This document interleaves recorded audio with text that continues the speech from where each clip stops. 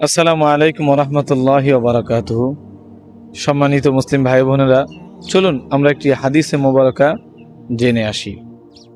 Medina থেকে একজন সাহাবী জানতে পারলেন সিরিয়ার বুকে একজন সাহাবী আছেন, যে সাহাবীর কাছে রসুল পাক সাল্লাল্লাহু আলাইহি ওয়াসাল্লামের একটি হাদিস ওনার কাছে ধারণ আছে, আমানত আছে।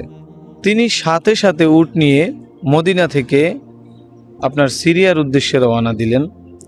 যাওয়ার পরে ওই সাহাবীর সাথে দীর্ঘদিন পরে দেখা আলাপ হলো, কুশল বিনিময় হওয়ার পরে ওই সাহাবী জিজ্ঞেস করলেন, আপনি কেন আসছেন?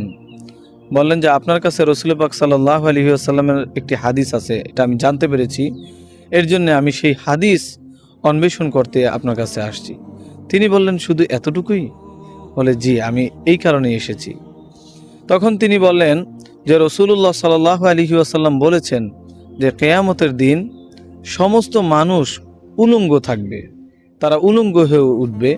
আম্মা জান আয়েশা রাদিয়াল্লাহু তাআলা আনহা বলেন যে ইয়া রাসূলুল্লাহ সাল্লাল্লাহু আলাইহি ওয়াসাল্লাম, তখন কি আমাদের লজ্জা থাকবে না? মানুষ কি লজ্জাবোধ করবে না? তখন রাসূল সাল্লাল্লাহু আলাইহি সাল্লাম বলেছেন, হে আয়েশা, কিয়ামতের ময়দানটা এত ভয়ঙ্কর হবে, বিভীষিকাময় হবে, যে মানুষ লজ্জা নামক যে একটা বস্তু আছে এই জিনিসটাই ভুলে যাবে। আপনি চিন্তা করুন কিয়ামতের ভয়াবহতা কত বেশি। সম্মানিত ভাই, এখান থেকে আমরা দুইটা শিক্ষা গ্রহণ করতে পারি। এক, হাদিসে মোবারকা শিখার তাৎপর্য, গুরুত্ব, আর দ্বিতীয়ত কিয়ামতের ময়দানের ভয়াবহতা। আপনি যদি দুটোটাই যদি আমল করার চেষ্টা করেন, আপনার দেখবেন যে দুনিয়া আখের আল্লাহ সুবহানাহু ওয়া তাআলা দোনো জাহানে আপনাকে কামিয়াবি দান করবে।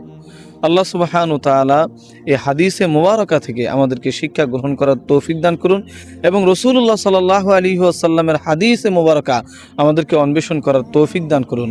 ওমা আলাইনা ইল্লাল বালাগ। আসসালামু আলাইকুম ওয়া রাহমাতুল্লাহ।